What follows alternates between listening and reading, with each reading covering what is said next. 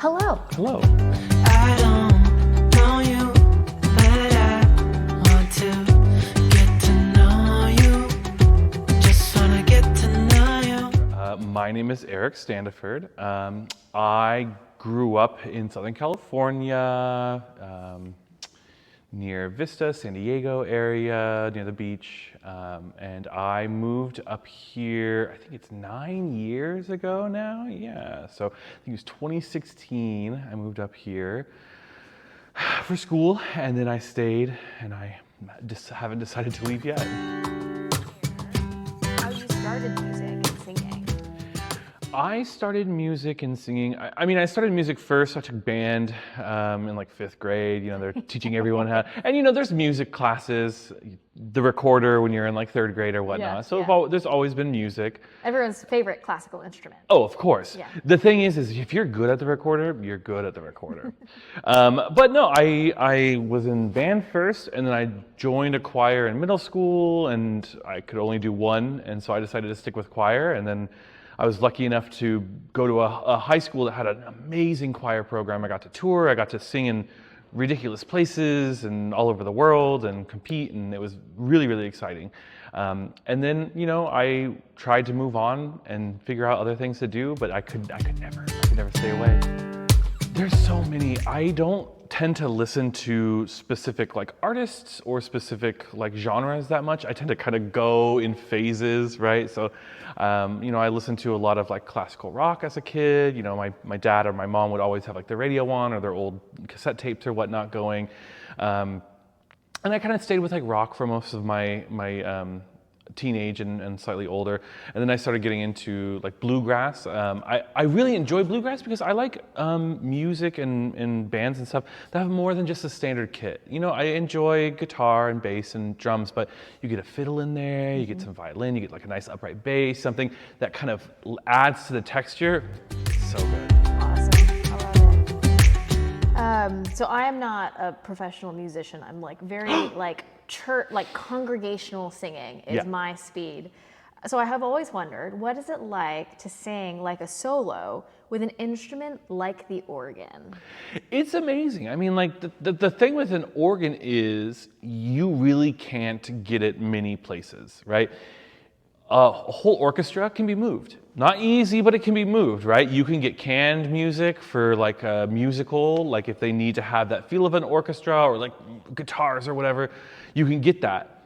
But an organ is different, right? You can feel it in the ground, you can feel it in the air. It's a really fun experience, and I'm really lucky to be a part of it. It feels really cool. Awesome. I am curious, how many languages can you sing in? Okay, sing but not speak, right? Yeah, just the singing. So I could say languages that I have sung in are like Russian, German, Italian, French, English I count because we have our language. And those are like the big 5 that I've done, but like with enough training, with enough studying of IPA or International Phonetic Alphabet, anyone can sing most languages. Of course, you're going to want to make sure you're doing it right. You make sure you're doing the sounds and the affixes correctly, depending on the language. But anyone could do it. It takes some time, but you can learn. So I would say I've sung in 5 languages. Oh, 6 because I forget Latin a lot. Oh, But sure. I've Yeah. sung so much in Latin. But yeah, so 6 languages. But it could be infinity. It could be infinity. Yeah, I mean, actually, now that I'm thinking about it, I've sung like Korean pieces in like Awesome. choirs before. You know, I've sung like really in languages that I hadn't heard of before. So it can be quite a lot, but That's amazing. I would say go on the record with 6. 6 to infinity. Yeah, 6 to infinity. Yeah. Low range 6, high range Yeah. your imagination. Yeah. And what music do you most love to sing?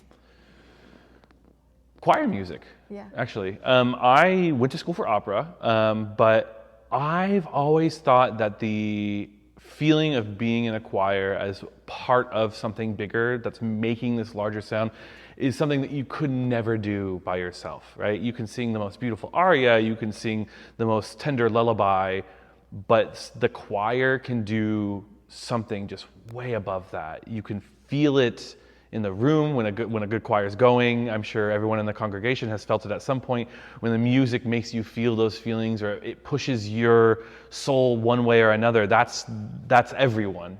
A good soloist could do it too, but you can never get it on the scale that a choir can. Absolutely. And I was wondering if you could share what you think that we can learn, or everyone can learn, from singing and hearing different genres of music, different styles, different periods of music. Well, I mean, I feel like each genre, style, and period, they tell a story. They tell a story about the person or people that it was made for at the time, and you can get a lot of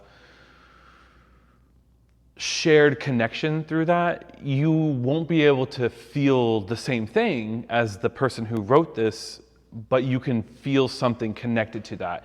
Your brain might unknowingly make connections to feelings that you've had in situations that are similar or different, but you can get that connection of like, oh, that kind of like sadness or that like exaltation, I felt something like that before. And so you start understanding more people.